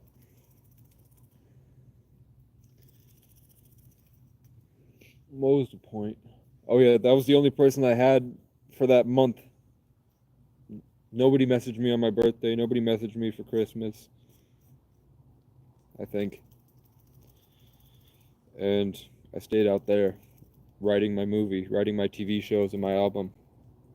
And then I would get up, and sometimes I had money, I think, sometimes I didn't. And I would walk through that gas station, and the schizophrenic guy had a gun and he had a hatchet, and he would come at me at night. And I had to wrestle with the idea of should I kill him or should I not. And then he kept coming at me a lot. He would FaceTime his parents, and he would show up with his gun, and he would chuck shit at me. And his parents were laughing at him like, good job. Because they were probably slave owners. Their family's probably fucked up. And a bunch of shit. I had to convince his manager, because the guy started taking his gun and putting it on the other coworkers' backs. And then the energy that he was stealing from me, he was using to get attention and love from people in the community, because he was embodying my presence. So I had to go in there, and on St. George Road, I called up George, who's the big African guy that wears the Conor McGregor and wears the Irish colors. And he shows up in my life every couple years and helps me out. And then he tries to steal the energy, and there's this whole thing with battling for frequencies and destinies, and then people start off trying to help me, and then they quickly turn into feral. They get possessed or something, I don't know. Greedy, whatever stuff with power. The closer I get to my authenticity, the more they want to vacuum it out. But I tried to sick George on him, and it didn't work. I told you, eventually, like during that moment, I went in and stole all of his shit from his tent. I decided not to burn it down. I should have, but I took what I could, and I brought it back, and then I gave the gun to George. And I really wanted to say, well, I mean, you can lead a George to a violent racist, but you can't make him think. Like, you can lead a horse to water, but you can't make him drink. You can lead a George to a pack of violent racists, but you can't make him think. Because George felt his Leo good vibes and he joined him. Acted like I didn't even exist. They did the monkey ostracization, the groupthink. So I was like, okay, I am alone in this world. But that's how I made it through that winter, and then eventually they got me out. There was another guy named John Sanderson. It's always John's too. And then the last name embodies some type of theme, and they're some forward-moving force, and they're mostly all Sagittarius. This guy came up from Rhode Island, and he just kept fucking with me the same stuff with the energy vampires, and he was in my face about it, just revealing it. And there was a bald eagle that would fly over me all the time out there, and I had to survive in the cold. And that guy would just fuck with me all day, and then eventually it was like I'd have these meditative breakthroughs in some town far away, like just out here like this. Like, you have no idea I'm out here. You have no idea where to get to me. But then I break through, and I win against him, whatever vibe he set, whatever attack. And then all of a sudden it's like he pulls in and he starts doing his hair and like checking his hair in the mirror right next to me. And then I'll go to leave, and then I turn around and he's looking at me like this.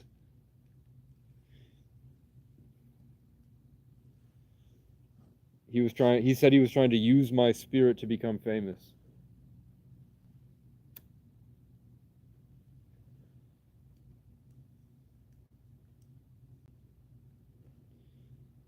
So that's really taxing on your psychological. But when I was in there, the scene that I wrote for what I wanted my castle to look like, if you took the piece of paper that I drew and put it up to a picture that I have of Vivek's cabin, the landscape, the trees, the cabin design, the walls of the cabin, the way that the beams are posted, they're exactly the same.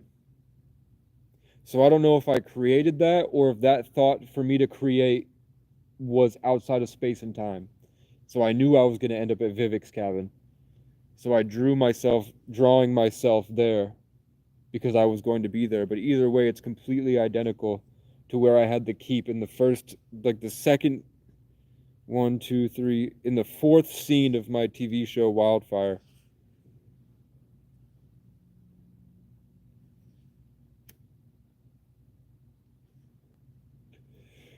Where the young kid that ran away from home gets lost in the woods, and then Cernunnos attacks him, and there's like Viking ancestry comes at him through the woods because it opens up, and there's a bunch of fire around him, and the whole place burns down. And in a split second, this like wormhole opens, and he jumps in, and now he's in this different world. And he wakes up on a trail, and he just gets up, and he's like deep in the forest. And the forest is kind of like there's like mist sprinkling with like different hues of colors, like shining like ultraviolet in the mist, and the trees are really vivid and lush, Vermont vibes in this forest trail. And the kid gets up and he starts walking, and then he tries to go down one fork of the trail, and then the birds will go and there's like a group of six or seven birds fly in front of him, and the butterfly will guide him down. And he follows the trail all the way through. And then there's a clearing in the opening. And then you can hear like distant roars in the background, and like roar, and then you hear like stuff going on further down. You hear like a woman crying and stuff like this far away, very faint. The kid might not even be aware of it, but the audience can kind of pick up on it. And then it opens up, and there's this big staircase up this hill to a decrepit old castle with a big polar bear statue, or maybe a lion statue, but a big statue on that curve of the staircase. And then sitting on the staircase, smoking natural tobacco, was me before I had long hair. And it's me, but I'm older, I have a beard. And I'm sitting there, laying on the steps,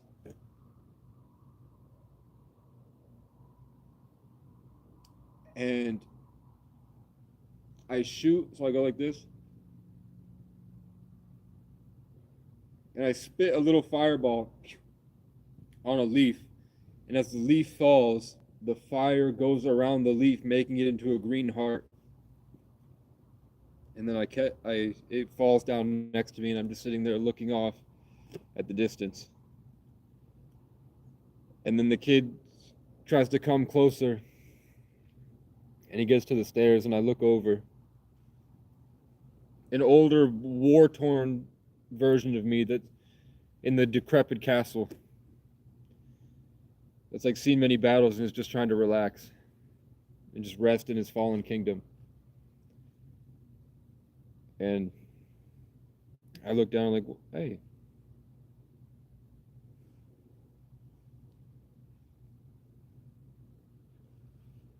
Sit. And we talk like, what's your name? His name's Connor, after my dead son.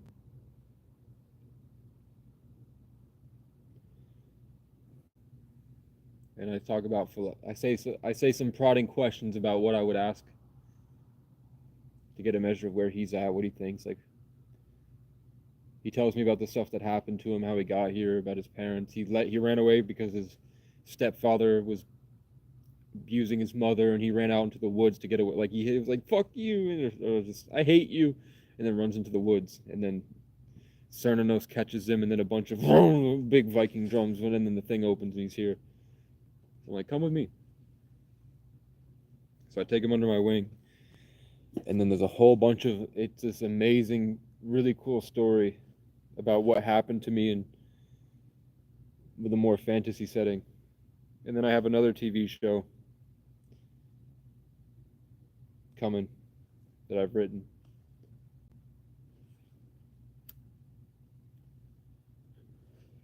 And then so far I have 3 albums that I'm really serious about, and then the rest are throwaway songs. I don't know where to add them. And those songs will all tie into this bigger picture with the music videos and the scenes from the TV shows, and then the life that I'm living out here all coalesce so that you could watch it like in different parts.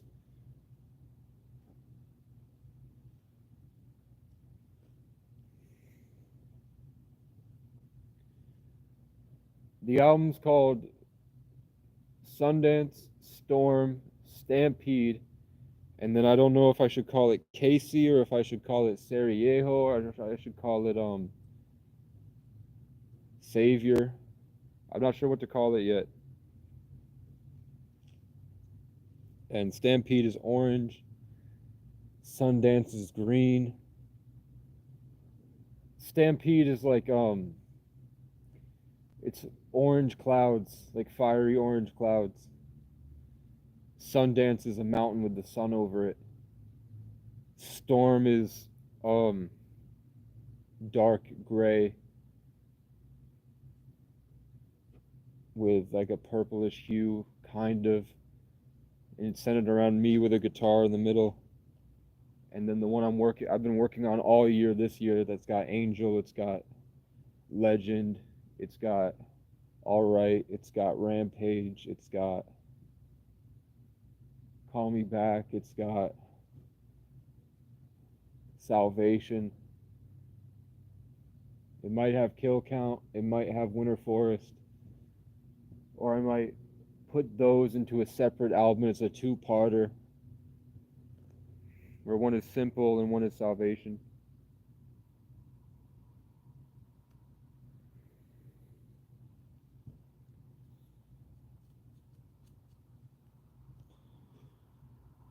Sundance has got Park and Ride, it's got Safe Place,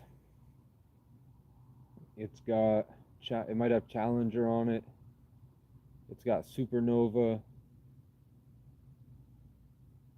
it's got Home, it's got Brothers, or that's called The Game, or Grateful. And then I have a Burlington collab album, and then I have a 33rd Degree Rising album, which is my collab album with people on YouTube like Derek.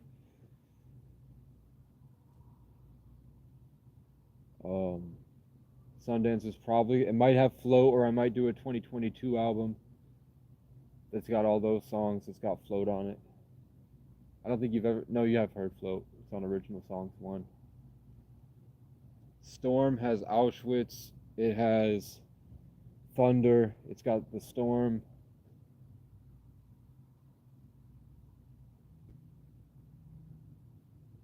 Raincoat.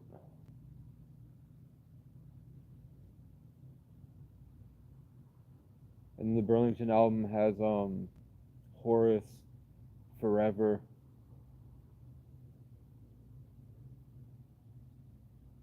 Molotov. Come on.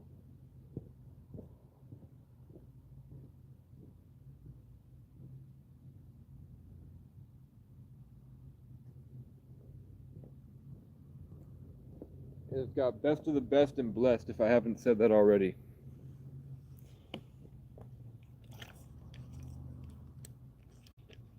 And then Stampede has The Man, it's got Problems, it's got One Day.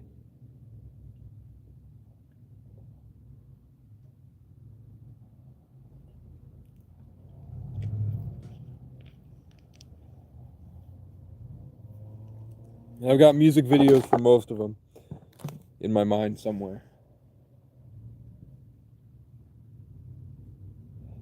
And then I might put War Machine and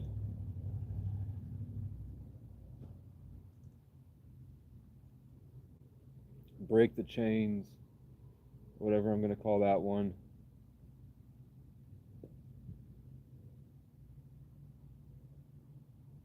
Totem. Everybody raise your hand if you think Burlington rappers are stupid. Posers with no soul, like they need to do as they're told, like I ain't signed to Interscope. I'm the highest on the totem. I'll grab your goat by the horns and throw him. He tells me to do what I'm told. I could take your bitch, then fuck her, throw her out like fuck off, fuck a Latukin, bitch. I just can't stop gooning. I didn't study the game like a student. I went through it. You're all stupid. You should get the fuck up and go do a to-do list. I lived for 10,000 years. I'm just here to prove it. I'm the problem and the proof. I'll tell your pastor what to do. I just designed a stage for crickets, chickens, kale, and spinach, solar, and a coop.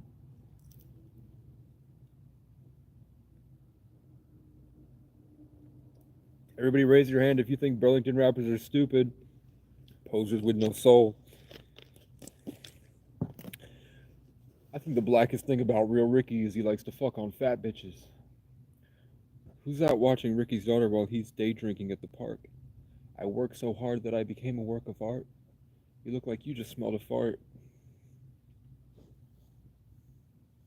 Today I went to the public park and I sang the Native American stuff.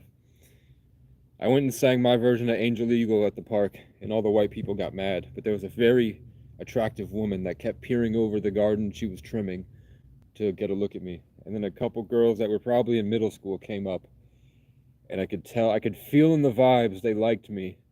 And I was trying my best to like, they look very young. I'm just gonna keep staring over here and be mentally ill. And they're like, maybe he's gay, and walked away. And they looked at me like, maybe he's gay, thinking I couldn't feel them staring at me. I was like, I'm not gay, but I feel like there's something off if I activate my masculinity in sexual vibes around what I perceive to be children. Don't shame me. Don't shame me for that shit, you fucking nut jobs. Go back to your donuts and your white pride. My bird is back. But yeah.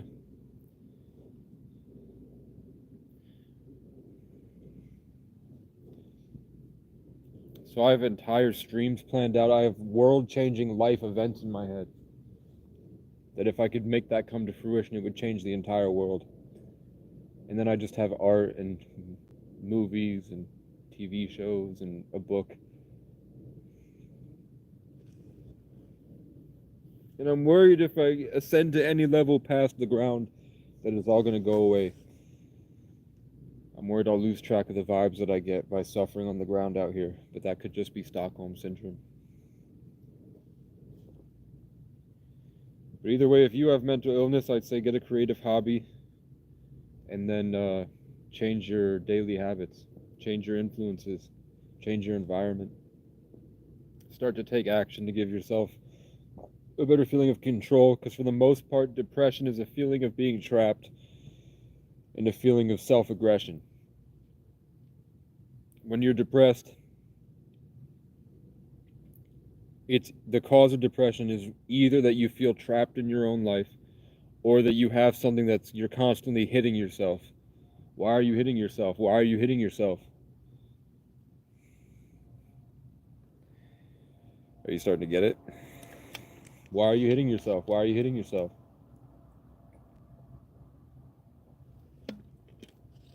You lost the game. You're it.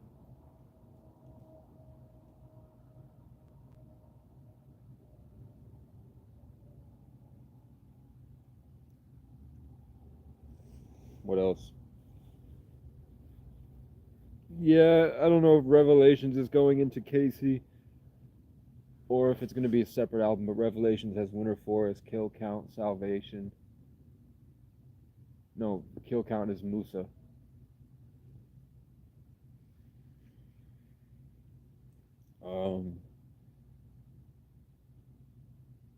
And then Casey's got a.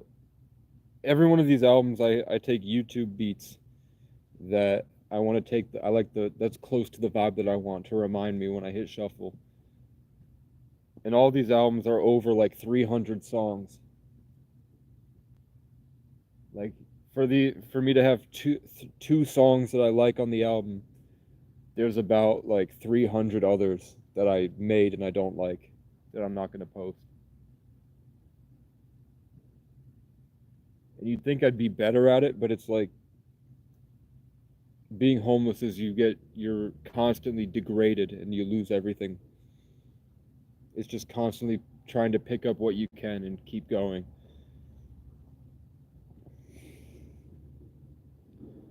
So it's hard. It takes a lot of time. It's like it's like a in the day there's like a split, like maybe two times a day I can get into that vibe and I can bring in a couple stuff of my true authentic self to make something that is close to perfect, and then I make it and then I leave it and then I just keep hammering at it trying to get back to that point so I can take it to the next level when I'm not wrestling and probably converting the entire town.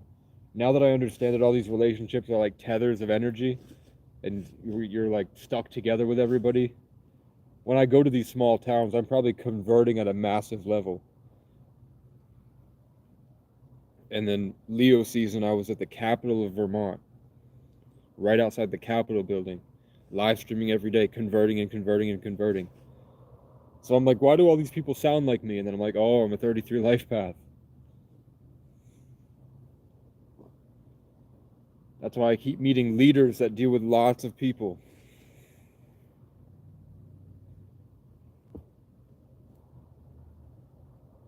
Because when I sing, it goes through all the roots. I have a mycelial network across New England now. And then I just have a couple ops that it'd be very easy to beat them. I just want to do it in this dramatic, theatrical way. Because that feels the coolest way to do it would be to take what they did and then outperform them.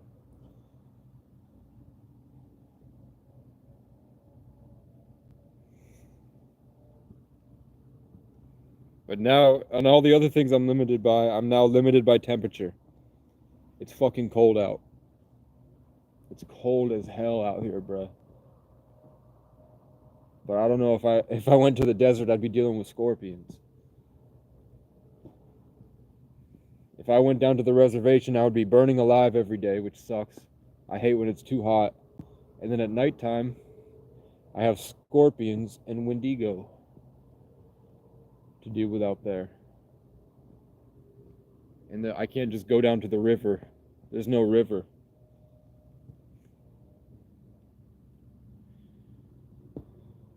But it'd be really cool to make music videos.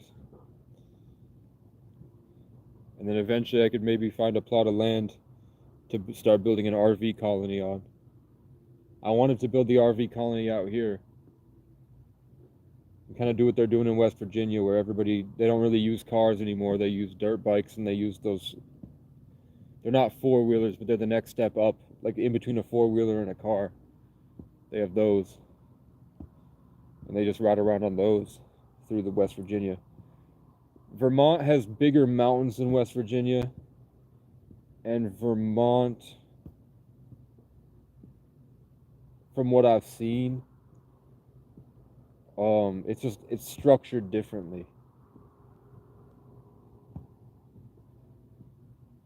It's just everywhere is different. But I think that if the world is an instrument, the sound that it's playing is different in different places. So I love West Virginia. I didn't really see much of it. And what I did was like this really cartoony thing, and I was around a literal pedophile. Frank is a creep. Frank is like a devout Christian at a church, and the whole time he's talking about all the girls he's attracted to and telling me I'm gay, and then trying to hit on me and get me alone in his house with him. And then immediately, like he said, he never had bed bugs, never had a problem with bed bugs. But as soon as I was going to live with him, I got bed bugs all over myself, like literal sores that came out. So I had to leave. So there's God for you. Because that would have been terrible. That guy was really fucking my mind up, man. Like the stuff that happened there really messed me up for a long time. It really fucked with me, man.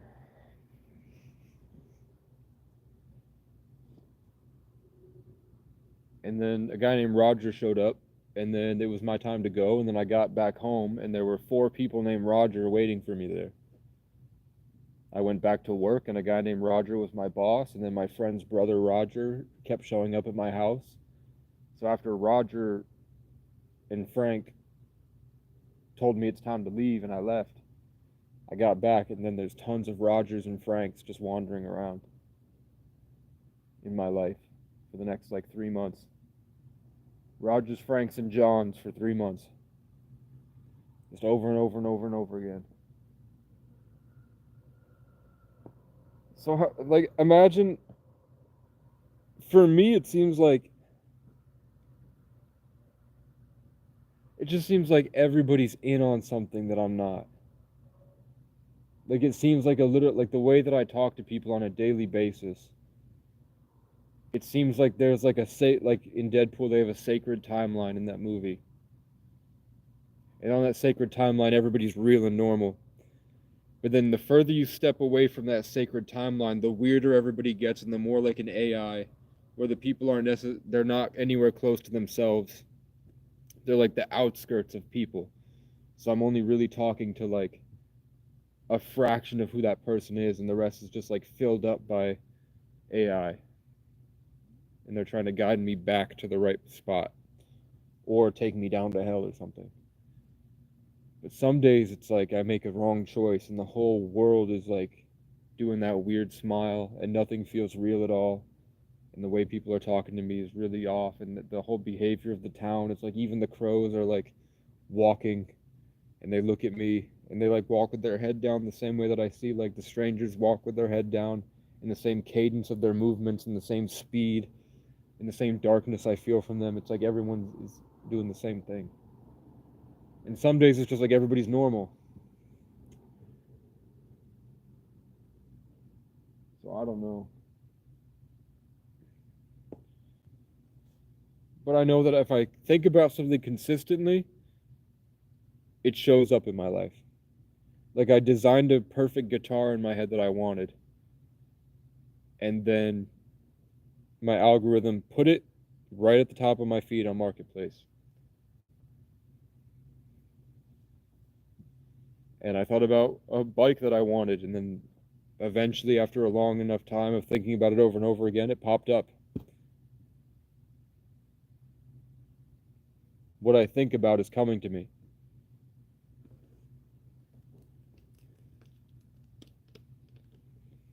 But it seems at this point like everything's disappointed with me because of my lack of action in life. I wasted too much time, I think. Unless it's divine timing.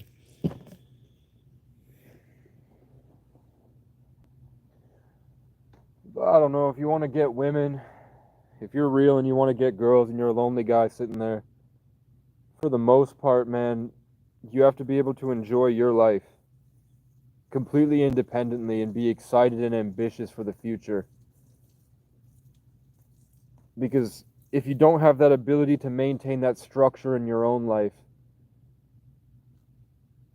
allowing somebody else into it isn't healthy for either of you.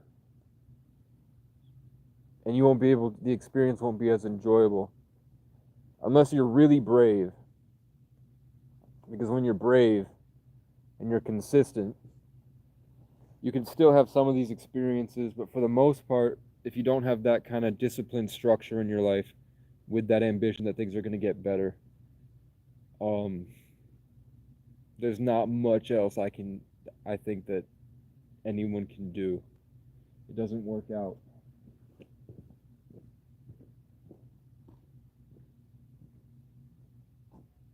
So step one would be learning how to enjoy your own life and learning how to enjoy your own company regardless of anyone that would come into it.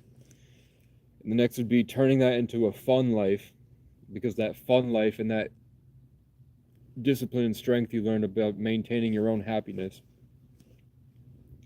to be able to create and lead moments in the future. That's very attractive to most people who are kind of just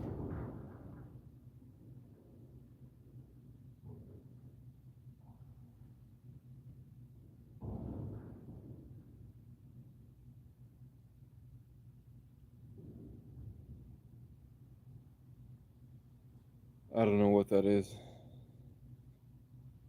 I think somebody's breaking into the store.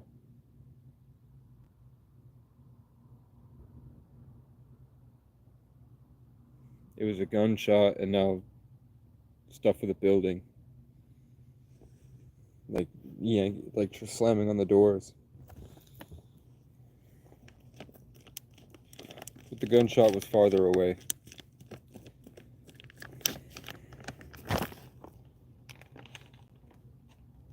So I'm going to move over to the camera so people know that I'm not doing whatever they're doing. I'm ready for chatters.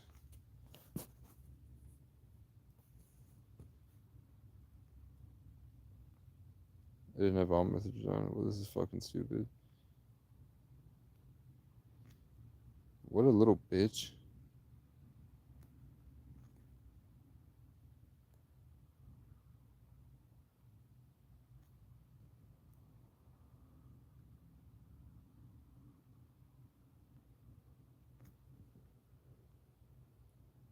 What a little bitch. Yeah, there's some shit going on.